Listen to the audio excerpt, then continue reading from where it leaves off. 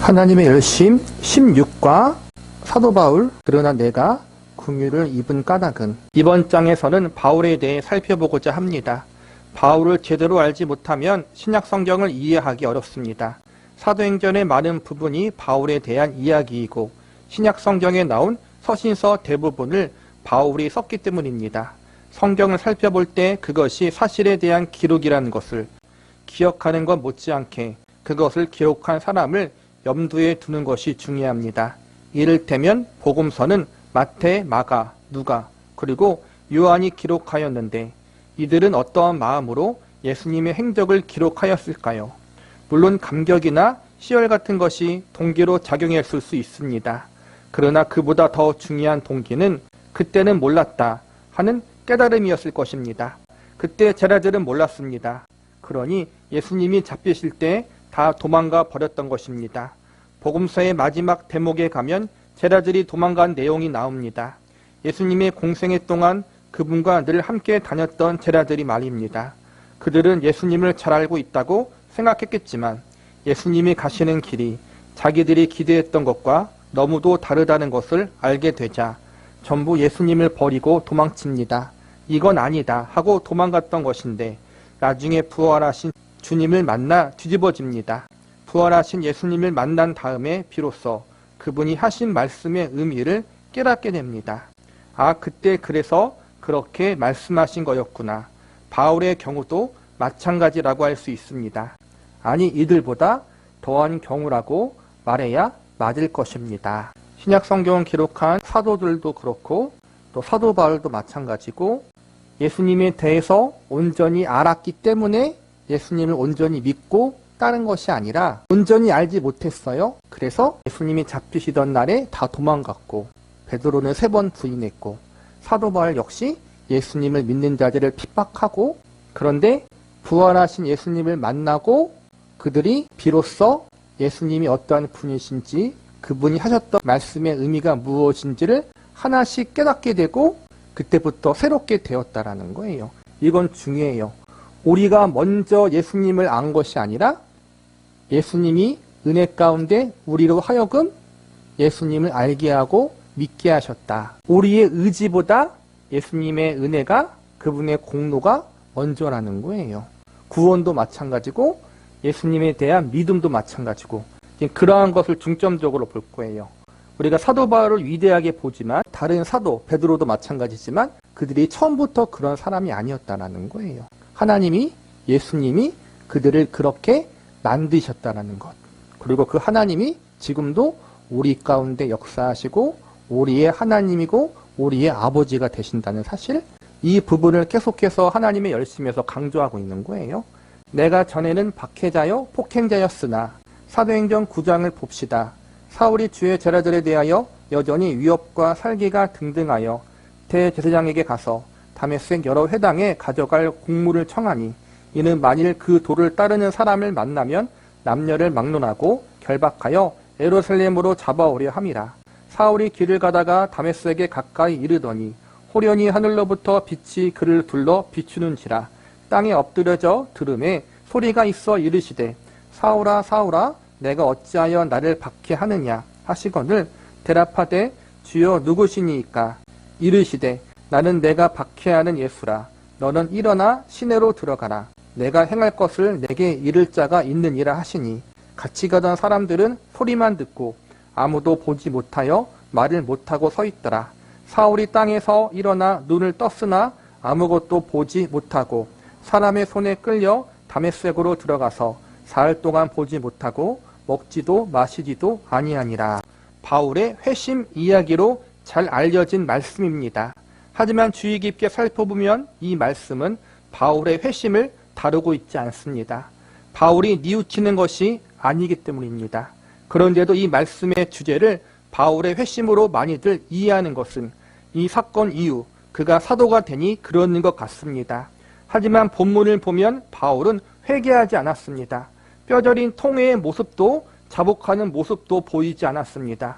바울은 예수 믿는 사람들을 닥치는 대로 잡아 끌어오기 위해 다메섹으로 가던 길이었습니다.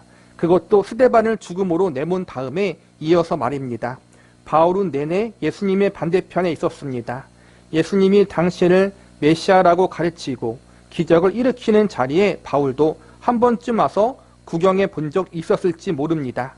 예수의 행적을 전하는 제자들의 이야기를 들으며 이건 사기다 하고 고개를 젓다가 나중에는 예수 믿는 사람을 이대로 둘 수 없다는 생각이 더욱 강해졌습니다. 바울은 스데반이 돌에 맞는 장면을 목격하며 이를 마땅하게 여깁니다.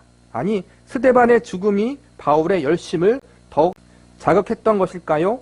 그는 예수 믿는 자들을 잡으러 맹렬한 기세로 다메섹을 향해 돌진합니다. 그런데 바로 그 길에서 예수님이 바울에게 나타나십니다. 바울은 예수님과 정반대, 곧 예수님을 가장 대적하는 자리에 있었는데 그런 그가 후에는 예수를 전도하는 사도가 됩니다. 이런 급격한 변화는 무슨 일로 말미암은 것일까요? 흔히 이야기하듯 바울의 회심일까요? 그렇지 않습니다. 바울은 회심하지 않았습니다. 어느 날 갑자기 예수님이 바울에게 나타나 그를 뒤집어 놓으신 것입니다. 회심이라고 하면 우리는 잘못을 뉘우치는 회개가 가장 먼저 떠오릅니다. 하나님, 그동안 잘못했습니다. 이 죄인을 구원해 주십시오라고 뉘우치는 것입니다. 그리고 이런 회심이 먼저 있어야 구원을 얻는다고 생각합니다. 그러나 순서가 그렇지 않습니다. 회개해야 구원을 얻는 것이 아니라 구원을 받았기에 회개가 나오는 것입니다.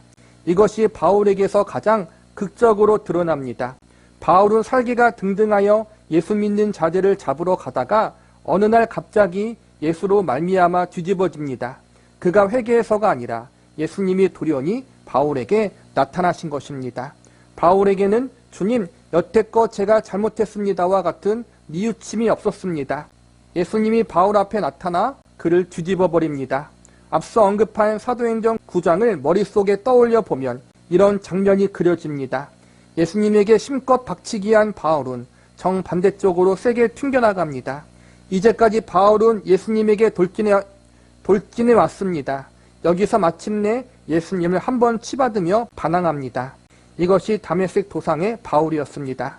그런데 여기서 역사가 일어납니다. 그릇된 방향으로 치닫는 열심과 그렇게 잘못 간 모든 길의 결국은 죽음이어야 마땅한 것 같은데 여기서 역전이 일어납니다. 바울이 이제껏 예수에 대항하여 정반대 방향으로 달려간 모든 길을 하나님은 뒤집으셔서 마치 바울이 처음부터 예수를 위해 달려온 것과 같은 열매를 맺게 하십니다. 이것이 바울의 인생에 나타난 하나님의 일하심입니다. 하나님은 바울을 사도행전의 주인공으로 세우셔서 이 꼴통도 이만큼 했다. 예수를 믿지 않는 것도 모자라 예수 믿는 자들을 박해하기까지 한 바울을 들어서 이만큼 일했다. 준비는커녕 정반대편에서 대적하던 자들을 들어 한 일이다. 그런데 너희는 아직도 무엇이 겁나느냐라고 말씀하고 계시는 것입니다. 사도행전은 바로 하나님의 이런 일하심을 기록하고 있습니다. 우리가 오해하는 것 중 하나는 회심, 회개가 먼저냐? 하나님께서 택하셔서 우리를 거듭나게 하는 것이 먼저냐? 사도 바울의 다메섹에서 예수님을 만났던 그 사건을 우리는 바울의 회심이라고 불러요. 그런데 바울은 예수님 믿기 전에 회심한 적이 없어요. 회개한 적이 없다라는 거예요. 자기 잘못을 하나님 앞에 회개한 다음 예수님을 만난 게 아니라 예수님을 믿는 자들을 죽이러 잡으러 가는 도중에 예수님을 바로 만나서 거듭났어요. 성경이 가르치는 게 이거예요. 하나님의 은혜로 거듭났기 때문에 회개할 수 있는 거예요. 우리는 영적으로 죽은 자들이에요. 죄인이기 때문에 죄인은 결코 하나님 앞에 나아갈 수가 없어요. 내가 죄인인 것도 몰라요. 하나님을 찾을 필요, 예수님을 찾을 필요를 느끼지 못해요. 그런데 어느 날 하나님의 은혜를 갈망하게 되고 예수님을 믿고 싶어요. 내가 죄인이라는 걸 깨닫게 돼요. 그리고 하나님 앞에 나가서 회개하게 되고 예수님을 나의 구세주로 영접하게 돼요. 그런데 잘 생각해 보세요. 죄인이 그럴 수 있겠어요? 죄인은 결코 하나님을 알지 못해요. 내가 죄인인 걸 모른다는 거예요. 그게 죄인이에요. 죄를 지어서 죄인이지만 동시에 내가 죄인인 걸 모르기 때문에 죄인인 거예요. 그런데 그걸 깨닫게 되었다? 그것은 뭐예요? 먼저 하나님이 우리 마음 가운데 역사하셔서 그렇다라는 거예요. 우리 안에 성령님이 들어오셔서 역사하셨기 때문에 내가 죄인인 걸 깨닫고 예수님을 믿으려고 내 마음을 움직이신 거예요. 성경은 그래서 구원의 은혜가 먼저라는 거예요. 거듭남이 먼저라는 거예요. 거듭남, 중생, 새 생명. 그게 구원이거든요. 구원 다음에 회심이 오는 거란 말이에요. 또 어떠한 사람들은 내가 구원 받았지만 구원 받은 걸 인식하기까지, 구원을 확신하기까지의 시간이 걸릴 수 있어요. 저와 여러분이 엄마 뱃속에 태어난 걸 기억하는 사람 아무도 없잖아요. 그런데 나중에 시간이 지나고 나서 자연스럽게 내가 부모님의 자녀구나라는 걸 알게 되잖아요. 마찬가지예요. 거듭남 역시도 우리가 인식하지 못한다는 거예요. 언젠지. 그러나 내가 뒤돌아 봤을 때 내가 부모님 배에서 나왔던 것을 알게 되는 것처럼 신앙생활을 뒤돌아 보건대 하나님이 나를 구원하셨구나. 예수님 나의 구세주구나. 하나님의 은혜와 사랑이 너무나 크구나. 라는 감격이 있고 동시에 나 같은 죄인을 하나님이 살리셨구나. 이 두 가지가 있는 거예요. 죄에 대한 회개와 죄에 대한 아픔이 있고 동시에 이런 죄인을 구원하신 하나님의 은혜, 예수님의 은혜에 감사하는 마음이 두 개가 공존해요. 우리 마음 가운데. 그러면은 구원받은 거란 말이에요. 그렇게 역사하시는 것은 하나님의 은혜가 먼저 전제되었기 때문이다. 사도 바울이 증거고 성경이 그렇게 먼저 우리에게 가르치고 있어요. 우리에게 먼저 구원을 주셨기 때문에 영적으로 죽은 우리가 살았기 때문에 우리는 영적으로 시체잖아요. 성경이 그렇게 가르치잖아요. 죽은 시체가 어떻게 살아서 예수님을 믿겠어요. 예수님을 알지도 못하는데. 그런데 성령님이 우리 안에 들어오셔서 영적으로 죽은 우리를 살리셨기 때문에 내가 죄인인 걸 깨닫고 예수님을 믿게 된 거란 말이에요. 사도 바울이 그랬다는 거예요. 회심이 없었다는 게 아니라 거듭남 다음에 내 죄를 깨닫고 회개하게 되는 거란 말이에요. 그게 우선순위예요. 하나님이 먼저. 그래서 이게 왜 중요하냐? 그래서 우리는 하나님 앞에 자랑할 것이 없다는 거예요. 내 공로, 내 열심, 내 의로움을 내세울 게 없다는 거예요. 우리는 아직 죄인 되었을 때 예수님으로 말미암아 구원받았기 때문에 그래서 우리가 할 거는 하나님과 예수님만 높이는 거란 말이에요. 그런데 물론 우리가 믿지 않는 불신자들에게 복음을 증거할 때는 회개하라고 먼저 전하는 게 맞아요. 그들은 그런 원리를 알지 못하기 때문에 예수님을 영접하는 사람은 회개해요. 회심의 경험이 있다는 거예요. 회심한 사람들도 뒤돌아보면은 회심 이전에 하나님의 은혜가 먼저 있었다는 걸 알게 되거든요. 이건 구원받은 사람만 아는 성경의 가르침이에요. 그래서 불신자들에게 이야기할 때는 회개하고 예수님 믿으세요. 예수님 믿고 회개하세요 라고 전하는 게 맞아요.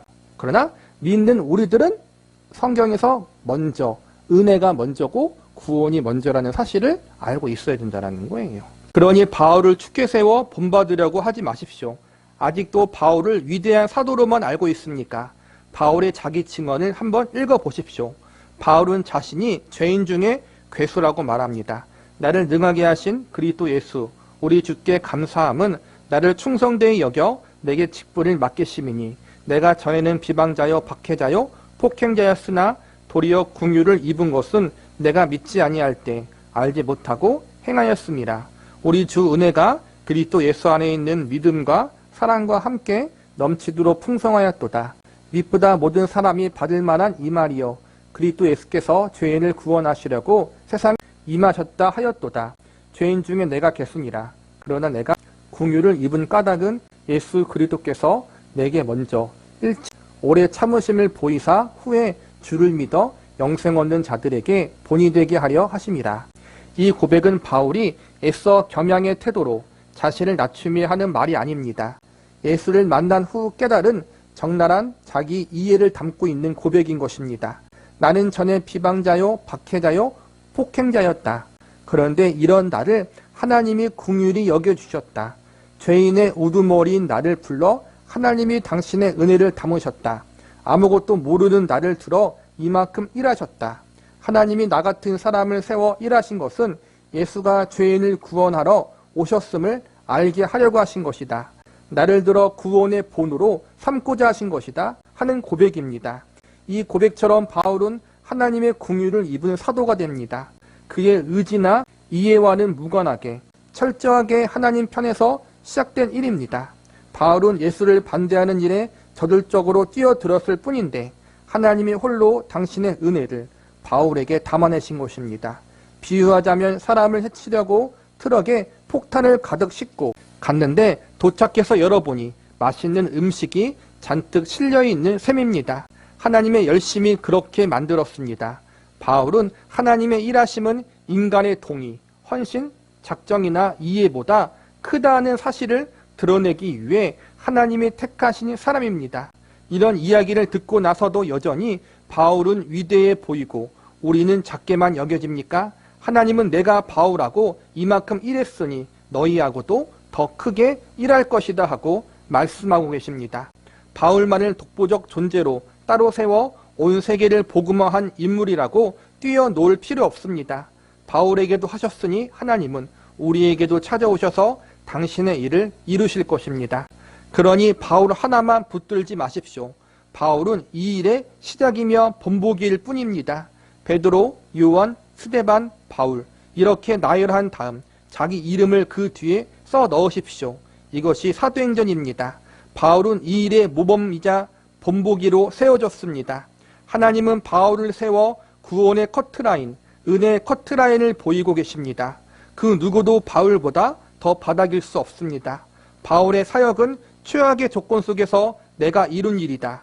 그러니 당연히 너희는 바울보다 더 위대한 일을 할 수 있다라고 말씀하시는 것입니다. 내가 궁유를 입은 까닭은 주를 믿어 영생 얻은 자들에게 본이 되게 하려 하심이라라는 고백은 자신의 참 모습을 직시한 바울의 적나라한 자기 이해입니다. 사도 바울을 가장 위대한 하나님의 사람으로 사람들이 다 그렇게 이야기해요.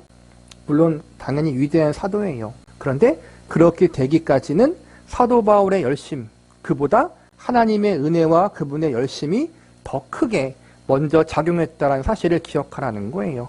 우리가 쭉 배웠잖아요. 하나님의 열심에서 아브라함, 야곱, 요셉, 모세 쭉 배우면서 배운 사실이 뭐냐면은 그들이 하나님의 사람으로서 아름답고 귀하게 쓰임 받기까지 그들의 공로나 그들의 어떤 헌신이 먼저 전제되어진 것이 아니라 하나님의 은혜가 먼저 그들에게 전제되어지고 하나님의 열심이 그들의 삶을 붙들었기 때문에 그들이 그 자리에까지 가서 믿음의 영웅이라고 일컬을 수 있는 사람이 되었다라는 거예요. 그런데 그 하나님이 이 사람들에게만 그렇게 일하시는 것이 아니라 우리에게도 동일하게 일하고 있다는 거예요. 여기서 위대한 일, 큰 일을 한다는 건 다른 게 아니라 우리가 하나님을 알아가고 닮아가고 사랑하는 삶, 즉 예수님을 닮아가는 성화된 삶을 사는 게 하나님 보실 때는 가장 큰 일이란 말이에요. 어떤 업적이 아니라 저와 여러분은 모두 다 하나님을 알아가고 닮아가는 자리로 부름받은 사람이라는 거예요. 하나님이 그 일을 반드시 행하신다는 거예요. 믿음의 영웅들, 믿음의 선진들만 하나님이 아름답게 쓰시는 것이 아니라 우리 역시 우리 안에서 하나님의 형상과 예수 그리스도의 장성한 분량에 이르는 그 아름다운 모습으로 우리를 만들어가는 일을 행하고 계시고 그것이 하나님 보실 때 가장 기뻐하는 일이라는 거예요.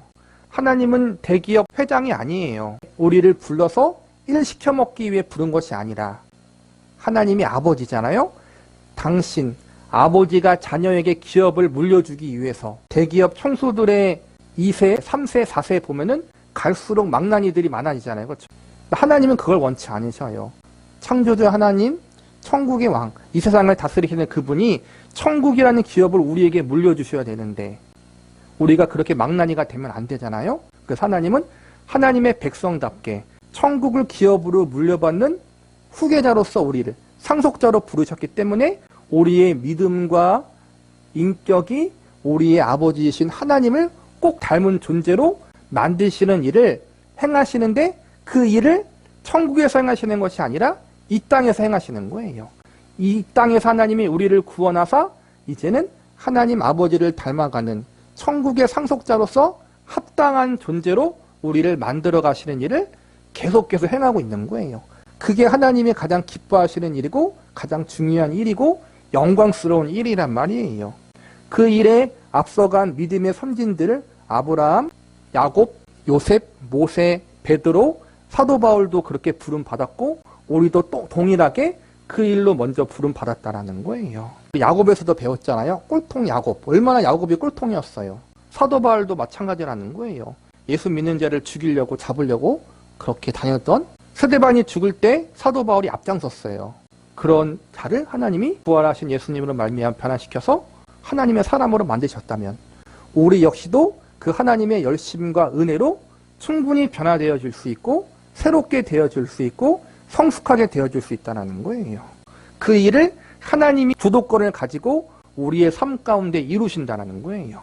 근데 그 일은 가만히 있으면 되는 게 아니라 우리의 모든 삶의 과정 가운데 하나님이 개입하셔서 우리를 훈련시키시고 연단시키셔요. 그래서 우리의 인생에 고난이 있고 환난이 있고 연단이 있어요. 잘 되고 형통하는 것으로 훈련이 안 돼요. 잘 안 되고 넘어지고 실패하고 고난 당해야 우리가 더 성숙해져요. 그래서 우리의 인생이 사실은 만사 형통한 것이 아니에요. 만사 형통하다라는 것이 어떠한 상황이 잘 되는 것이 아니라 모든 상황 가운데 하나님이 나와 함께 한다는 게 형통한 거거든요. 그러한 면에서 형통하지만 인간의 눈으로 볼 때는 그렇지 않다라는 거예요. 그래서 저와 여러분의 인생이 고난이 많고 어려움이 많고 눈물 흘릴 일이 많지만 감사한 건 그 모든 걸 합력해서 하나님의 선을 이루셔서 하나님의 자녀로서 성숙하게 하나님의 기업, 천국의 기업을 물려받는 상속자로서 합당한 존재로 우리를 만들어 가고 있다. 그래서 힘든 것이다. 후계자 수업하는 거예요. 저와 여러분은 한마디로. 하나님이 그렇게 일하고 있다는 사실을 믿고 사도 바울도 예수 믿는 자를 핍박했던 그도 이렇게 변해서 하나님의 사람이 되었다면 우리는 하나님이 더 열심적으로 우리를 변화시켜서 하나님의 사람으로 만드신 일을 포기하지 않고 하신다. 그 사실을 기억하라는 거예요. 내 자신이 그리스도에게서 끊어질지라도 그의 생애를 보면 이런 의문이 듭니다. 하나님이 만세전에 사도로 택정하셨으며 왜 처음부터 바로 부르시지 않고 바울이 예수 믿는 자들을 박해하기까지 그 긴 시간을 놓아주셨을까? 먼저 사도행전 22장으로 가봅시다. 바울이 예루살렘에 잡혀갈 때 천부장의 허락을 받아 백성 앞에서 변론하는 대목입니다. 부형들아, 내가 지금 여러분 앞에서 변명하는 말을 들으라. 그들이 그가 시브리 말로 말함을 듣고 더욱 조용한지라. 이어 이르되 나는 유대인으로서 길리기아 다소에 났고 이 성에 자라 가멜리알의 문화에서 우리 조상들의 율법에 엄한 교훈을 받았고 오늘 너희 모든 사람처럼 하나님께 대하여 열심 있는 자라. 바울은 동독들 앞에서 자기가 살아온 인생에 대해서 말하고 있습니다. 나는 너희 동족이다. 나는 너희와 조금도 다르지 않다. 나는 너희가 걸어온 그 길을 먼저 걸어본 사람이다. 나도 너희 모든 사람처럼 하나님에 대해 열심 있는 자였다. 그런 나에게 어느 날 하나님이 나타나셨고 나를 뒤집으셨다. 그리하여 예수를 알게 하셨다. 너희와 똑같은 너희보다 결코 낫지 않는 나를 불러 복음을 담으셨다. 너희 동독 중에 하나인 나에게 은혜를 베풀어 증인으로 삼으셨다. 이런 하나님의 일하심을 경험한 바울은 어디에 이릅니까? 그의 과거가 무엇을 만들어냅니까? 로마서 9장으로 가봅시다. 내가 그리스도 안에서 참말을 하고 거짓말을 아니하노라. 나에게 큰 근심이 있는 것과 마음에 그치지 않은 고통이 있는 것을 내 양심이 성령 안에서 나와 더불어 증언하노니 나의 형제 곧 고륙의 친척을 위하여 내 자신이 저주를 받아 그리스도에게서 끊어질지라도 원하는 바로다. 최고의 사도라 불리우는 바울이 자신의 형제와 동포가 구원 얻을 수만 있다면 자기는 저주를 받아 그리스도에게서 끊어져도 좋다고 감히 말합니다. 그냥 안 믿겠다 그런 정도가 아닙니다. 내가 받은 은혜가 내 형제 고륙의 친척과 동포에게 다 가도 좋다. 그런 뜻입니다. 굉장한 선언이자 고백입니다. 바울은 어떻게 이런 고백을 할 수 있었을까요? 이스라엘은 예수를 믿지 않았습니다. 그들은 여전히 예수를 메시아로 받아들이지 않습니다. 그런데 이들에 대한 연민, 동정, 애끓는 마음이 바울에게 있는 것입니다. 왜 그럴까요? 바울도 원래 그들과 다를 바 없는 사람이었기 때문입니다. 바울 자신도 그들이 저지른 바로 그 실수를 이미 해본 사람이었습니다. 다메섹 도상에서 예수가 나타나 그를 뒤집어 놓지 않았더라면 바울도 그들과 마찬가지로 여전히 예수를 받아들이지 않고 있었을 것입니다. 그래서 바울은 자기 동족의 강박함과 불신앙을 뼈저리게 이해할 수 있었습니다. 그리고 자신을 구원하신 하나님이 자기 동족도 구원하실 것이라는 소망을 가질 수 있었던 것입니다. 예수님을 대항하여 정반대로 달려간 바울의 과거를 헛되게 하시지 않는 하나님이십니다. 그런 하나님을 만났기에 바울은 이렇게 고백하는 것입니다. 나를 구원하기 위해 예수가 십자가를 졌다면 내 동포를 위해 내가 버림받아도 좋다. 이쯤 오는 게 기독교 신앙입니다. 하나님이 자기를 품으신 것을 깨닫게 되자 바울도 자기 동족을 애끓는 연민과 사랑으로 품을 수 있게 된 것입니다. 그의 동족은 그를 죽이려고까지 한 원수인데 말입니다. 사도 바울이 예수를 믿는 자를 열심으로 찾아서 그들을 잡아가려고 했던 그 사도 바울이 변하여서 오히려 예수를 더 열심히 믿고 생명을 바쳐 믿고 자기를 핍박하는 유대인들을 위해서도 생명을 바쳐서 복음을 증거하고자 하는 그 애끓는 마음이 생기게 되었다. 사도 바울이 심성이 좋아서 그런 것이 아니라 하나님이 사도 바울을 그러한 자리에까지 가도록 은혜 가운데 역사하셨다는 거예요. 이 사도 바울에게 임한 역사는 사도 바울에게서 끝나는 것이 아니라 우리에게도 오늘날 동일하게 하나님이 그렇게 역사하고 있다는 거예요. 예수님이 사도 바울을 위해서만 죽고 예수님이 사도 바울을 위해서만 부활하신 것이 아니라 예수님이 우리를 위해서 성육신하시고 십자가에 죽으시고 부활하신 거란 말이에요. 사도 바울만의 예수님이 아니라 우리의 예수님도 된다는 거예요. 하나님도 동일하다는 거예요. 그렇기 때문에 우리는 신앙의 위대한 위인들을 본받으려고 하는 건 필요하지만 더 중요한 건 그 신앙의 위인들을 위인되도록 역사하신 하나님을 의지하고 의존하고 바라보는 신앙이 우리에게 필요하다는 거예요. 저와 여러분을 향한 그 하나님의 열심, 사도 바울을 변화시킨 그 열심 이상으로 하나님이 오늘날도 저와 여러분에게 그렇게 열심으로 찾아와서 우리를 변화시키기 위해서 우리의 모든 삶을 붙드시고 인도하시고 지도하고 있다는 사실을 기억하라는 거예요. 그래서 우리가 크게 어떤 업적을 남기는 것, 하나님이 보실 때 하나님 백성들에게 있어서 가장 큰 것은 어떠한 성공이 아니라 이 하나님의 마음을 알아가는 거란 말이에요. 하나님의 마음을 가장 깊이 아는 아들과 딸로 우리를 그렇게 부르셨다는 거예요. 아버지의 마음을 아는 그러한 철이 든 하나님의 자녀로 부르셨다는 거예요. 그 일을 지금도 하고 계시고 하나님의 마음을 깊이 닮아가고 알아가는 자들로 우리를 지도하고 이끌어가고 있다. 그게 가장 우리에게 우리의 삶의 중심이 되고 중요한 거예요. 어떠한 큰 업적을 남기지 않았다. 그래서 여러분이 실망하거나 낙심할 필요 없어요. 믿지 않는 사람들이 우리가 볼 때 우리보다 더 잘 먹고 잘 사는 것 같지만 그걸 크게 부러워하지 말라는 거예요. 우리 가운데는 하나님이 계시고 하나님이 나를 천국의 상속자로서 하나님 아버지의 마음을 가장 깊이 아는 자녀로 만들어 가고 있다. 그게 가장 영광된 것이다라는 사실을 기억하며 그 영광의 일이 우리의 삶 가운데 지금도 앞으로도 주님 나라 가는 그날까지 계속 이루어지고 있다. 그러므로 우리의 삶은 고달픈 일이 많고 고난이 많고 시련이 많고 눈물을 흘릴 일이 많지만 그럼에도 불구하고 하나님 때문에 영광의 길이다. 하나님 아버지의 자녀로서 그분을 알아가고 닮아가는 자녀로 만들어지고 가는 그 과정 가운데 있는 길이 우리의 영광의 길이라는 거예요. 그게 신앙의 길이에요. 저와 여러분이 그 영광의 길에 초대받았고 가고 있다는 사실에 감사하고 기뻐할 수 있기를 바랍니다. 내 이름을 위하여 고난 받아야 할 것을. 바울은 유대인으로 태어나 가말리엘 문화에서 율법의 엄한 교훈을 받았습니다. 그런데 그의 사역은 의외의 방향으로 펼쳐집니다. 갈라디아서 1장 11절을 봅시다. 형제들아 내가 너희에게 알게 하노니 내가 전한 복음은 사람의 뜻을 따라 된 것이 아니니라. 이는 내가 사람에게서 받은 것도 아니요 배운 것도 아니요 오직 예수 그리스도의 계시로 말미암은 것이라. 내가 이전에 유대교에 있을 때 행한 일을 너희가 들었거니와 하나님의 교회를 심히 박해하여 멸하고 내가 내 동족 중에 여러 영갑자보다 유대교를 지나치게 믿어 내 조상의 전통에 대하여 더욱 열심히 있었으나 그러나 내 어머니의 태로부터 나를 택정하시고 그의 은혜로 나를 부르신 이가 그의 아들을 이방에 전하기 위하여 그를 내 속에 나타내시기를 기뻐하셨을 때 내가 곧 혈육과 의논하지 아니하고 또 나보다 먼저 사도된 자들을 만나려고 예루살렘으로 가지 아니하고 아라비아로 갔다가 다시 다메섹으로 돌아갔노라. 바울이 태어나기도 전에 이미 그를 이방의 사도로 삼으려고 미리 작정하신 하나님의 택정이 있었다고 합니다.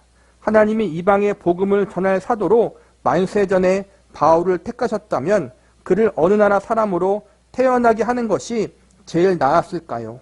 아마 로마 고관으로 태어났다면 제일 좋았을 것입니다. 그런데 바울은 유대인으로 태어납니다. 하나님은 하필 유대교에 정통한 바울을 택하여 이방의 사도로 삼으십니다. 그가 받은 교훈이나 가진 지식이 전혀 힘을 발휘할 수 없는 곳으로 부름받게 됩니다. 가장 아닌 자, 유대교 전통에 충실한 바울을 이방의 사도로 부르시다니 하나님의 일하심은 참으로 헤아리기가 어렵습니다. 이전에 바울이 구비했던 그 모든 지식이 전혀 힘을 발휘할 수 없는 곳으로 보냄을 받기 때문입니다. 그리고 그 속에서 반대를 겪으며 일합니다. 이것이 하나님의 일하심의 신비입니다. 사도 바울은 유대인이었고 동시에 바리새인이었고 구약성경 말씀을 온전히 믿는 또 정통적으로 믿는 그러한 유대교 사람이었어요. 그런데 그가 유대인들을 위해서 부름받지 않고 이방인들을 위해서 부름받아서 이방인의 사도로서 예수님을 알지 못하고 하나님을 알지 못하는 이방인들에게 복음을 증거하게 돼요. 우리 같으면 바리새인이고 유대교인이고 구약성경에 능통한 사도 바울이 유대인들을 위해서 사역을 하고 유대인들의 사도로 부름받았다면 더 효과적으로 일을 잘할 수 있을 거라고 생각하는데 하나님은 그게 아니라 자기 전공과 상관없는 이방인의 사도로 부르셨다는 거예요. 예수님과 비슷하죠. 예수님을 로마 황제 아들로 태어나게 하시면 모든 것들이 다 편한데 하필 로마 제국의 식민지의 유대의 나라, 그 나라에서 가장 가난한 목수의 아들로 태어나시잖아요. 그러니까 하나님의 일하심의 방법이 우리 인간과 다를 때가 너무나 많다라는 거예요. 우리가 볼 때는 그렇게 하면 효과적이지 않은데 그렇게 하면은 좀 좋아 보이지 않는데 하나님은 그렇게 좋지 못한 방법을 통해서 하나님의 일을 하시는 경우들이 많다라는 거예요. 그걸 통해서 하나님이 우리에게 알려주는 게 뭐예요? 인간의 방법과 인간의 지혜로 하나님의 일을 이루는 것이 아니라 하나님의 방법과 하나님의 능력으로 하나님의 지혜로 하나님의 일을 이루신다는 걸 우리에게 알려주는 거란 말이에요. 바울은 다메섹 도상에서 예수를 만난 후 자원해서 이방의 사도가 된 것일까요? 그렇지 않습니다. 사도행전을 보면 다메섹 사건 이후 바울이 자기 형제들을 열심히 찾아다니며 전도하는 모습을 만나게 됩니다. 그러나 유대인들은 바울에게 적대적입니다. 그래서 그는 이방인들에게로 나아가게 됩니다. 바울이 회당의 유대인들에게 이렇게 말합니다. 봐라, 성경의 예언이 이루어졌다. 우리가 죽인 예수가 바로 약속된 메시아였다. 그런데 너희가 믿지 않고 돌을 던지는 바람에 이 사명이 할 수 없이 내게까지 이르렀다. 나를 이방의 사도로 부르셨다는 말을 내가 이제야 알아듣겠다. 이처럼 바울은 떠밀려서 이방의 사도가 된 것입니다. 바울의 경험은 초대교회가 어떠한 일을 감수해야 했는지 보여주고 있습니다. 그런데 우리는 사도행전과 초대교회를 마냥 부러워하는 경향이 있습니다. 그때는 하나님이 당신의 권능을 직접 드러내셔서 모든 성도가 그것을 목도하고 누리고 있는 것처럼 보입니다. 그러나 그런 시각으로 사도행전을 읽으면 의아스럽게 보이는 대목이 발견됩니다. 우리가 그렇게 부러워 마지 않던 초대교회는 성경 강림 사건까지 더해져 큰 권능과 기적이 일어나는데도 계속 박해 속에 떠밀리고 있습니다. 교회가 가진 힘은 미약하고 세상은 더 큰 권력을 가지고 있어서 본디오 빌라도, 헤롯, 그리고 제사장들 앞에서 예수 믿는 자들을 잡아놓고 때리며 협박합니다. 때로는 믿는 자들이 옥에 갇히면 천사가 와서 옥문을 열어주어 풀려나기도 합니다. 그런데 이런 대목에서도 우리는 좀 의아스럽습니다. 왜 천사를 보내 옥문을 여는 방법을 쓰실까? 믿는 자들을 옥에 가둔 윗사람들을 그냥 다 죽여 없애면 손쉬울 것 같은데 하고 말입니다. 하나님이 어떤 방식으로 일하시는지 혼동하지 말아야 합니다. 바울은 밀리고 밀려 이방의 사도로 일하게 됩니다. 그는 여전히 사탄이 최고의 권력을 휘두르며 지배하는 세상에서 성령과의 동행을, 부활을 살아내야 했습니다. 바울의 사역은 순탄하지 않았습니다. 곳곳에서 험한 일이 그를 기다리고 있었습니다. 하나님의 일을 하고자 하는데 왜 평탄한 길이 펼쳐지지 않는 것일까요? 바울이 잘못하고 있는 것일까요? 그렇지 않습니다. 하나님은 처음부터 이렇게 일하시기로 작정하셨던 것입니다. 예수님과 함께하면, 성령님이 우리와 함께 하신다면 뭐든지 할 수 있을 것 같은데 하나님이 그렇게 하지 않는다는 거예요. 사도 야고보는 헤로당에게 잡혀서 죽어버려요. 이렇게 고난받고 핍박받는 것이 초대교회의 일상이었다는 거예요. 우리가 볼 때 뭔가 크고 대단한 기적들만 일어날 것만 같았는데 그런 것은 잠깐 일어나고 대부분의 시간들은, 대부분의 기간들은 로마 제국의 핍박과 유대인들의 핍박을 양쪽에서 받으면서 힘겹게 신앙생활을 했다는 거예요. 아니, 하나님이 성령을 주셔서 권능을 주셨으면 만사가 형통해야 되는데 예수를 믿는 것을 방해하는 저 원수들, 불신자들, 핍박자들을 하나님이 처리해 주셔야 되는데 그렇게 하지 않으신다라는 거예요. 그 핍박 가운데 성도들이 신앙생활을 하도록 하나님이 놔두신다라는 거예요. 우리가 이해할 수 없는 부분이 그거라는 거예요. 사도 바울도 처음에는 유대인들에게 복음을 증거했는데 유대인들이 듣지 않고 너무 핍박하니까 유대인들에게 전하지 못하고 이방인들에게 전하게 되는 거란 말이에요. 그렇게 떠밀려서 이방인의 사도가 된 거란 말이에요. 그런데 그렇게 고난받고 일이 안 풀리고 어려운데 하나님은 그 가운데 하나님이 계획하신 일들을 하나하나 이루어 나가신단 말이에요. 사도행전 9장을 봅시다. 그때 다메섹에 아나니아라는 제자가 있더니 주께서 환상 중에 불러 이르시되 아나니아야 하시거늘 대답하되 주여 내가 여기 있나이다 하니 주께서 이르시되 일어나 직가라 하는 거리로 가서 유다의 집에서 다섯 사람 사울이라 하는 사람을 찾으라. 그가 기도하는 중이니라. 그가 아나니아라 하는 사람이 들어와서 자기에게 안수하여 다시 보게 하는 것을 보았느니라 하시거늘 아나니아가 대답하되 주여 이 사람에 대하여 내가 여러 사람에게 듣사온즉 그가 예루살렘에서 주의 성도에게 적지 않은 해를 끼쳤다 하더니 여기서도 주의 이름을 부르는 모든 사람을 결박할 권한을 대제사장들에게 받았나이다 하거늘 주께서 이르시되 가라. 이 사람은 내 이름을 이방인과 임금들과 이스라엘 자손에게 전하기 위하여 택한 나의 그릇이라. 그가 내 이름을 위하여 얼마나 고난을 받아야 할 것을 내가 그에게 보이리라 하시니 하나님은 바울을 가리켜 그는 내가 택한 사람이다. 내 이름을 이방인과 임금들과 이스라엘 자손들에게 전하게 하기 위해 내가 택한 나의 그릇이다. 그가 내 이름을 위하여 얼마나 고난 받아야 할지 내가 그에게 보이리라라고 말씀하십니다. 바울은 마음먹은 대로 행하지 못합니다. 바울에게 고난이 애정되어 있었다는 것이 그런 뜻입니다. 바울은 여전히 사탄이 권세를 잡고 있는 세상 속에서 일하도록 부름받았습니다.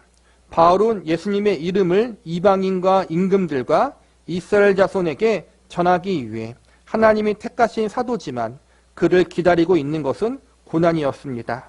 우리는 하나님의 일하심이 이 세상의 권력을 이기고 누르는 권능으로 드러나기를 꿈꿉니다. 또한 결실 역시 흔쾌하고 분명한 것으로 나타나기를 기대합니다. 그러나 주께서 다시 오시는 날까지는 모든 것이 미루어져 있습니다. 그러기에 사탄이 예수에게 와서 만일 내게 엎드려 경배하면 이 모든 것을 내게 주리라 하면서 감히 예수님을 시험했고 우리에게는 잘하라는 말도 없이 와서 꿇어라고 명령하는 것입니다. 이 도전과 시험, 곧 우리가 간절히 부르는 성령은 오시지 않는 것 같고 사탄은 부르지 않아도 매일매일 찾아오는 이 미칠 것 같은 현실이 사도 바울과 오늘 우리가 몸담고 사는 세상입니다. 여기서 하나님이 우리를 통해 일하고 계십니다. 우리가 사는 현실이 만사 형통하지 않고 장밋빛 인생이 아니라는 거예요. 특별히 내가 예수님을 믿고 교회를 잘 다니고 신앙생활을 열심히 한다고 해서 모든 것들이 다 해결되어지고 우리의 인생이 잘 나가는 것이 아니라 여전히 내가 예수님을 믿고 있고 여전히 신앙생활을 하고 있지만 그 가운데 믿지 않는 사람들과 똑같이 고난을 당하고 어려움을 당하고 한 발 더 나아가서 믿는 것 때문에 더 어려운 일을 당할 때가 많다는 거예요. 그게 우리의 현실이라는 거예요. 예수 믿었더니 사업이 잘 되고 직장에서 승진하고 자녀의 취업이 잘 되고 좋은 대학 가고 좋은 배우자 만나고 우리는 그걸 원해요.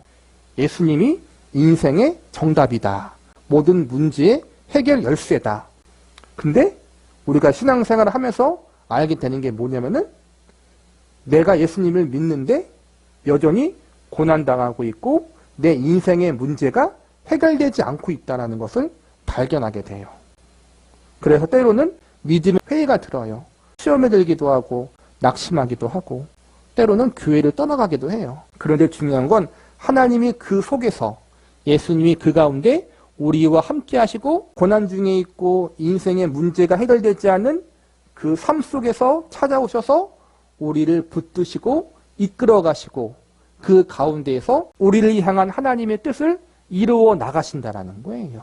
예수님도 그랬고 사도 바울도 그랬고 믿음의 선진들이 다 그러한 과정을 겪었다라는 거예요. 이게 하나님의 일하심의 신비라는 거예요. 그런데도 우리는 교회가 당당히 큰 소리 치기를 원하고 있습니다. 이는 오늘날 교회의 시험거리입니다. 순교 시대를 조명할 때에도 순교자를 영웅으로 그려내는 데에만 치중할 뿐입니다. 순교자들은 물론 훌륭한 분들이지만 그들은 자기 시대를 충실히 살아낸 사람들에 불과합니다. 더 이상 그들을 영웅으로 떠받들지 말고 우리는 우리 시대를 살아내야 합니다. 어찌 보면 장렬한 순교로 최후를 맞이하는 것보다 매일 살아서 남루한 일상을 감내하는 편이 더 힘들 수 있습니다. 죽으면 하늘나라에서 하나님과 영원히 살아가니 얼마나 좋겠습니까? 그러나 살아있으면 날마다 책임을 감당해야 합니다. 매일 밤 잠자리에 들 때마다 하나님 내일 아침은 천국에서 눈을 뜨게 해주십시오라고 기도하지만 아침이면 어김없이 기상나팔 소리에 잠이 깹니다. 그리고 눈을 비비며 이런 별 볼 일 없는 하루하루를 살아내야 합니다. 사소하지만 위대한 생애입니다. 우리 안팎에서 우리를 유혹하고 속이는 소리가 끊임없이 들립니다. 너희에게 있는 고난은 너희 잘못 때문이라고. 그래서 이 모양 이 꼴이라고 마음을 흔들어 놓습니다. 이 시험을 이겨내야 합니다. 욥기에서도 배웠고 앞으로 배울 텐데 우리는 보통 우리에게 안 좋은 일이 생기고 어떠한 일이 잘 풀리지 않으면 내가 잘못한 것이 있나? 라는 인과율의 법칙에 얽매일 때가 있어요. 하나님께 잘하면 복받고 못하면 저주받는다. 하나님 앞에 충성하면 하나님께서 모든 일을 잘 풀어주시고 충성하지 않으면 하나님께서 나에게 징계하시고 일을 잘 풀리지 않게 하신다. 그렇게 생각하는 경향이 크다라는 거예요. 물론 그럴 때가 있긴 있어요. 그러나 우리의 인생을 단순히 인과율의 법칙, 잘하면 복 주시고 못하면 저주하신다. 이 두 가지 법칙으로 일괄적인 법칙으로 설명할 수 없다는 거예요. 아까 말했듯이 사도 바울도 그랬고 믿음의 선진들도 분명히 믿음대로 살았지만 고난받으며 살았잖아요. 우리 인생도 마찬가지라는 거예요. 믿는 자이건 믿지 않는 자이건 인생은 힘들어요. 고난이 있어요. 풀리지 않는 인생에 어려움이 있다라는 거예요. 이유를 알 수 없는 고난들이 있어요. 해결되지 않는 것들이 있다라는 거예요. 아픔이 있고 밤잠을 설칠 수밖에 없는 인생에 고통이 있고 상처가 있다라는 거예요. 기도해도 안 풀리고 해결되지 않는 것들이 있다라는 거예요. 우리는 그런 인생을 살아야 돼요. 아침에 눈을 뜨지 않고 그냥 죽었으면 좋겠다라고 그렇게 말할 정도로 힘든 일을 겪기도 한다라는 거예요. 하나님이 왜 내가 예수님을 믿고 있는데 열심히 믿으려고 하는데 이런 상황을 허락하여 주시는지 모를 때 그래서 마음에 시험이 들어요. 그런데 이거는 정상적인 거라는 거예요.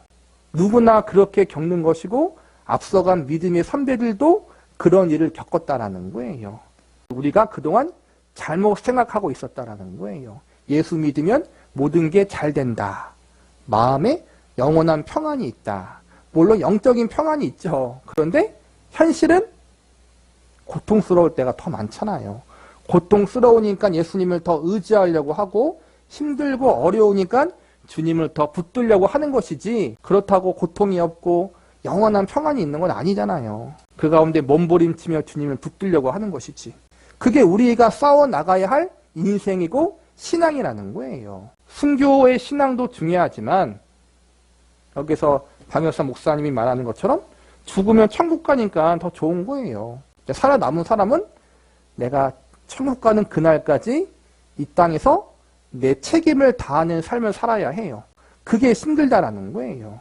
그래서 어찌 보면은 한 번 죽고 순교하는 신앙보다 매일매일 나를 죽이며 살아야 하는 그러한 평범한 신앙생활이 더 힘들고 어려울 수 있다는 거예요. 더 중요한 건 그 평범한 일상생활, 매일매일 기적이 일어나지 않는 삶, 매일매일 먹고 살기 위해서 죽지 못하니까 아침에 일찍 일어나 일을 나가야 하며 고객들을 만나고 사람들을 만나며 스트레스를 받으며 살아야 하는 그 인생 속에 하나님이 함께 하시고 그 인생을 통해서 그 어려움을 통해서 우리를 더욱더 성숙한 하나님의 사람으로 만들어가는 일을 하나님이 이루시고 있다는 거예요. 큰 기적을 경험하고 놀라운 체험을 해서 믿음이 좋아지는 것이 아니라 여러분이 고통스럽고 힘들고 하기 싫은 그 일상, 평범한 일상, 다람쥐 쳇바퀴 돌아가는 그러한 보잘것없는 인생 속에 우리가 볼 때는 믿음이 아니라 그냥 먹고 살기 위해서 일하는 건데 그 가운데 하나님이 함께 하시고 그 인생 속의 일상을 통해서 우리가 하나님의 사람으로 만들어지도록 하나님이 섭리하고 있다는 거예요. 그래서 우리의 일상은 하나님 보실 때 소중한 것이고 위대한 일상이라는 거예요. 왜냐하면 하나님이 함께하는 일상이고 하나님이 간섭하시는 인생이고 나를 만들어가는 그러한 매일매일의 삶이기 때문에 그러니까 여러분의 매일매일의 삶이 하나님이 함께하는 삶이다. 나를 지금 만들어가고 있는 삶이다. 나를 하나님의 사람으로 하나님이 세워가는 그러한 시간들이다라고 생각하고 우리가 자부심을 가져도 된다는 거예요. 믿음의 영웅들, 순교하였던 믿음의 선진들만 위대한 사람이 아니라 우리도 지금 그 하나님의 위대한 과정 가운데 하나님의 사람으로 만들어가는 그러한 시간들 가운데 우리도 함께 들어가 있다. 그러니까 여러분께서 용기를 갖고 힘을 내고 위로를 받으라는 거예요. 고운 모양도 없고 풍채도 없은즉 만일 사도행전 후서가 있다면 어떤 내용일지 상상해 본 적이 있습니까? 바울의 체온은 우리의 기대와 사뭇 다릅니다. 그는 잡혀가서 고생하다 죽습니다. 위대한 사도라는 이름에 걸맞는 위대한 업적이 기다리고 있을 것 같은데 실상은 그렇지 않습니다. 바울의 사역과 관련하여 새 클린턴의 이야기를 함께 나누고자 합니다. 어니스트 새 클린턴이라는 탐험가의 이름을 들어본 적이 있을 것입니다. 영국인 탐험가인 그는 남극 대륙 최초 횡단이라는 국가적 사명을 받아 28명의 대원을 이끌고 남극으로 향합니다. 이 탐험은 당시 국제 정세 속에서 영국의 자존심이 달린 과제였습니다. 세계 최고 제국의 명성을 자부하던 영국이 북극점과 남극점을 최초로 등반하는 일에 실패했기 때문입니다. 북극점은 미국에, 남극점은 노르웨이에 빼앗기는 바람에 신경이 곤두선 영국은 남극 대륙 최초 횡단의 사명을 새 클린턴에게 맡깁니다. 새 클린턴이 대원들을 이끌고 남쪽을 향해 가는데 때마침 1차 세계대전이 발발합니다.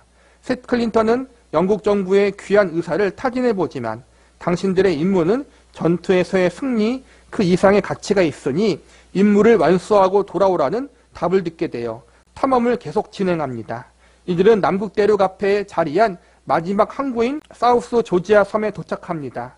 이 섬에서 항구만 달랑 하나 있고 그 항구 주위에 사람들이 모여 살고 있었습니다. 새 클린턴과 그 대원들은 거기서 남극 탐험에 필요한 것들을 마지막으로 재정비한 후 드디어 남극을 향해 출발합니다. 그러나 남극 대륙이 가까워지자 유빙이 너무 많아집니다. 그래서 마음 먹은 대로 나아가지 못하고 오히려 유빙에 갇혀 표류합니다. 유빙이라고 하면 빙수에 떠다니는 얼음을 떠올릴지 모르겠지만 거기에 있는 유빙은 어마어마한 크기와 무게를 지닌 얼음입니다. 새 클린턴의 배는 유빙들을 뚫을 수 없었습니다. 그래서 조류를 따라 표류하다가 결국 유빙에 갇히게 되고 배는 얼음 조각들과 같이 얼어서 기울어 버립니다. 도저히 배 안에서는 살 수 없게 되자 모두 밖으로 나와 얼음 위에 살게 됩니다. 어찌할 방도가 없어 텐트를 치고 그 속에서 추위를 견디며 상황이 바뀌기를 기다립니다. 이렇게 유빙 위에 지내는 것이 몇 달에 이릅니다. 그런데 이번에는 유빙이 녹기 시작합니다. 배에 달라붙은 얼음이 난류를 만나서 녹으니 배는 결국 압력을 견디지 못해 부서지고 맙니다. 가만히 있으면 얼음판이 다 녹게 생겼습니다. 그래서 6m짜리 구조선 여러 개를 꺼내어 전 대원이 나눠 타고 앞에 보이는 섬으로 옮겨갑니다. 그 섬에 도달해보니 거기는 무인도였습니다. 그나마 물개와 펭귄이 많아서 매일 몽둥이를 들고 나가 그것을 잡아먹으며 근근히 살아갑니다. 그런데 자세히 살펴보니 그 섬은 항로에서 너무 멀리 떨어져 있어 배가 지나갈 일이 거의 없는 곳입니다. 이대로 있다가는 다 죽게 생겼다고 판단한 세클린턴은 5명의 대원을 선발하여 6m짜리 구조선에 돛대 하나를 세운 채 바람을 의지해서 다시 사우스 조지아 섬으로 향합니다. 사우스 조지아 섬까지는 1200km가 넘는데 거칠고 사나운 바다를 헤치고 그 섬에 겨우 도착합니다. 도착해보니 섬의 최남단입니다. 가야 할 항구는 최북단에 있고 그 사이에는 3000m의 높이의 큰 산이 가로막혀 있습니다. 세클린턴은 일행 중 셋을 거기 남겨둔 채 36시간 동안 먹지도 자지도 않고 얼음산을 넘어 길을 쓰고 항구까지 가서 마침내 조난 소식을 알립니다. 결국 탐험을 시작하여 조난 소식을 알릴 때까지 18개월이라는 시간이 걸렸습니다. 드디어 구조선을 요청했으나 당시는 전쟁 중이라 쓸만한 배는 모두 동원되어 구조선으로 뺄 선박이 없다는 기별을 받습니다. 할 수 없이 4개월을 애타게 기다리며 백방으로 노력한 끝에 겨우 배를 얻어 전 대원들을 구해옵니다. 전원을 모두 구조하기까지 총 22개월이 걸렸습니다. 세클린턴은 사명과 책임감으로 이 일에 뛰어들었으나 결국 이룬 것은 아무것도 없었습니다. 아무런 업적도 아무런 자랑거리도 남지 않았습니다. 간신히 살아 돌아와 목숨만 겨우 건졌습니다. 그가 얼마나 낙심했으며 허탈했을지 생각해 보십시오. 그런데 이후 사람들이 역사상 위대한 탐험가 10인을 선정할 때 세클린턴은 4위에 오릅니다. 왜 아무것도 이룬 것이 없는 그가 4위에 올랐을까요? 결국 탐험이란 모험입니다. 모험에서 가장 중요한 요소는 두려움과 이에 맞서는 용기와 끈기와 의리입니다. 세클린턴의 탐험은 내세울 업적이 별로 없었을 것입니다. 영국의 자존심이 걸린 국가적 과업을 사명으로 맡아 수행했지만 가시적 성과는 하나도 없었습니다. 괜히 애만 쓰고 고생했습니다. 그러나 이것이야말로 진정한 탐험입니다. 영국의 세클린턴이라는 모험가가 남극을 횡단하기 위해서 세계 최초로 영국으로부터 그 사명을 위임받아서 탐험을 나갔는데 결국에는 횡단하지 못하고 가다가 유빙에 갇혀서 있다가 22개월 동안 아무것도 못했다라는 거예요. 그러다가 겨우 목숨이나 건졌다라는 거예요. 그 가운데 자기들의 조난을 알리기 위해서 목숨 걸고 다시 원래 출발했던 항구로 가고 다시 항구로 가서 남은 대원들을 구원하기 위해서 구조 요청을 하고 22개월 동안 횡단은커녕 가다가 다시 돌아왔다라는 거예요. 그런데 우리 인생이 그거라는 거예요. 위대한 업적을 목적으로 삼고 있어요. 하나님의 영광을 위해서, 예수님을 위해서 우리가 살아가자. 그런데 막상 우리 인생은 어때요? 하나님의 영광은커녕 우리 인생 그냥 하나 간수하기 힘들잖아요. 나 하나 먹고 살기 힘들어요. 내 가족 하나 같이 먹여 살리고 그렇게 사는 게 힘들다라는 거예요. 아무것도 이룬 게 없어요. 그냥 하나님의 영광은커녕 하나님 이름에 먹칠이나 안 했으면 잘한 거예요. 그런데 세클린턴이 그랬던 것처럼 하나님은 내가 큰 업적이나 하나님을 위해서 성과를 남기지 않아도 그러한 일상 소중하게 보신다는 거예요. 왜냐하면 내 인생 하나, 내 몸 하나 간수하기 위해서 우리가 얼마나 하나님을 의지하고 기도하고 간구하며 살았을까. 하나님은 그걸 보신다는 거예요. 내 믿음이 떨어지지 않도록, 내가 신앙생활을 포기하지 않도록, 그래도 하나님 믿는 사람으로서 바르게 살려고 그렇게 몸부림치며 주님을 의지하며 나아갔던 우리의 그 삶이 하나님 보실 땐 더 귀하고 소중하다는 거예요. 그리고 그러한 인생을 통해서 우리는 내가 나를 구원할 수 없구나. 내가 내 인생의 주인이 아니구나. 하나님만 의지하며 살아야겠구나. 하나님이 아니면, 예수님이 아니면 나는 아무것도 아니구나. 그걸 배우잖아요. 그게 하나님 보실 때는 더 소중하고 중요하다라는 거예요. 그러니까 위로를 받고 용기를 가지시라는 거예요. 내가 잘한 게 없어도 지금 우리에게 주어진 인생을 살아가는 것, 그것도 너무나 귀하다라는 거예요. 셀 클린턴의 탐험에는 탐험의 모든 요소가 다 있었습니다. 꿈이 있고 고통이 있고 두려움이 있고 용기가 있었습니다. 그런 고통과 절망과 불안에 직면하여 도전하고 밀고 나가는 진정한 탐험을 했던 것입니다.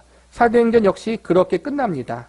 이미 충분히 위대합니다. 얼마나 큰 기적이 또 일어났는지, 사도들의 체온은 어떠했는지, 바울은 또 얼마나 큰 업적을 이루었는지 새삼스럽게 알 필요가 없습니다. 그런데도 우리는 오해합니다. 성경에 분명하게 말씀하고 있는데도 성경이 결단코 아니라고 하는데 우리는 존경에 맞지 않는 위대한 사도의 최후가 우리의 기대와 다르면 덜컥 겁이 납니다. 배너라는 영화를 떠올려 보십시오. 배너에서 중요한 점은 악역인 메살라가 죽는 것으로 영화가 끝나지 않는다는 사실입니다. 메살라를 죽여 없애면 문제가 해결되는 것이 아니라 진정한 답은 예수 안에만 있다는 사실을 이 영화는 보여줍니다. 배너의 이 대사를 기억합니까? 아버지여, 저들을 사하소서. 저들은 자기가 하는 일을 알지 못한나이다라는 예수의 말이 내 가슴 속에 있는 칼을 내려놓게 했다. 배너가 메살라보다 더 큰 권력을 쟁취한 다음 그를 죽여야 답이 나오는 것이 아니었습니다. 답은 예수에게 있었던 것입니다. 예수 안에서 답을 찾고 싶습니까? 그렇다면 억울한 자리를 감수하십시오. 배너처럼 억울한 자리에 처해야 비로소 예수 안에 있는 답을 발견할 수 있을 것입니다. 이 메시지는 배너 스스로 만들어낸 것이 아닙니다. 그러니 배너의 역할을 맡은 이는 잘생길 필요가 없습니다. 오히려 못생긴 사람이 이 배역을 맡아야 그에게 담긴 메시지가 더 잘 드러날 것입니다. 못생긴 사람의 반열에 바울이 앞장서 있습니다. 성경은 바울을 그가 몸으로 대할 때는 약하고 그 말도 시원치 않다라고 묘사하고 있습니다. 바울의 뒤를 아브라함 링컨이 잇고 있습니다. 링컨 스스로도 종종 자기가 못생겼다고 말했으니 제가 이렇게 말하는 것은 그의 명예를 훼손하는 것은 아닐 것입니다. 그 다음은 배너 역할을 맡았던 찰턴 헤스턴, 그 다음은 박연선, 그리고 여러분 각자입니다. 매일 아침 거울을 볼 때마다 못생긴 가문, 아무도 눈여겨보지 않는 가문, 그러나 위대하고 거룩한 가문에 속해 있음을 확인하십시오. 이것이 하나님의 일하심의 신비입니다. 이 신비를 경험하십시오. 바울, 아브라함 링컨, 찰턴 헤스턴, 박연선, 그리고 여러분의 이름을 거기서 넣으십시오. 바울의 볼품없는 외모는 사람들의 입방아에 자주 오르내렸습니다. 신의 사자라는 사람이 왜 저 모양 저 꼴이냐? 말은 또 왜 그렇게 어눌하냐? 정말 신의 사자가 맞냐? 하지만 바로 이런 면모야말로 이사야 53장에 증언하는 삶이었습니다. 우리가 전한 것을 누가 믿었느냐? 여호와의 팔이 누구에게 나타났느냐? 그는 주 앞에서 자라나기를 연한 순 같고 마른 땅에서 나온 뿌리 같아서 고운 모양도 없고 풍채도 없은즉 우리가 보기에 흠모할 만한 아름다운 것이 없도다. 아멘입니다. 성경이 이처럼 분명하게 이야기하는데도 우리는 왜 못 알아들을까요? 하나님은 여전히 일하고 계시는데 우리는 왜 깨닫지 못할까요? 그래서 우리를 부르셨나 봅니다. 이 족속에게, 이 못 알아듣는 족속에게 가서 증언하라고 말합니다. 이 귀한 인생으로 부름 받았음을 깨달아 복된 인생을 살아가는 명예로운 신자가 되기를 바랍니다. 배너 이야기를 했는데 친구가 배너를 배신하잖아요. 그 친구가 더 잘생겼다라는 거예요. 원수가. 주인공이 굳이 잘생길 필요가 없다라는 거예요. 왜냐하면 배너의 감독이 주려고 했던 메시지는 예수님 안에 답이 있다는 거 알려주기 위해서 그랬던 건데 마찬가지로 우리가 잘생기거나 능력이 좋을 필요가 없다라는 거예요. 진정한 주인공은 예수님이기 때문에 우리의 못난 모습에도 불구하고 그래도 예수님을 붙들고 믿음으로 살려고 하는 우리의 그러한 모습을 통해서 하나님이 영광을 받으신다는 거예요. 부족하지만 우리의 모습을 통해서 예수님을 드러낼 수 있기 때문에 하나님은 그걸 원하신다는 거예요. 우리가 잘나서 어떠한 큰 업적을 남겨서 예수님을 드러내는 것이 아니라 이 못난 사람도 하나님의 자녀로 살아갈 수 있다는 것을 보여주기 위해서 우리를 못난 모습 그대로 부르셨다는 거예요. 그러니 저와 여러분이 못났다고 해서 부족하다고 해서 낙심할 필요가 없다는 거예요. 부족하기 때문에, 못났기 때문에 우리의 못남을 통해서 예수님의 능력이 드러난다라는 거예요. 사도 바울이 그랬고 앞서간 믿음의 선배들이 그랬다. 저와 여러분의 부족함을 통해서, 그러나 부족하지만 주님을 바라보며 의지하려고 하는 그 모습을 통해서 하나님이 영광을 받으시고 하나님께서 우리를 통해 그분의 일을 이루실 것입니다. 그 사실을 믿고 여러분께서 힘을 내고 위로를 받으시기 바랍니다.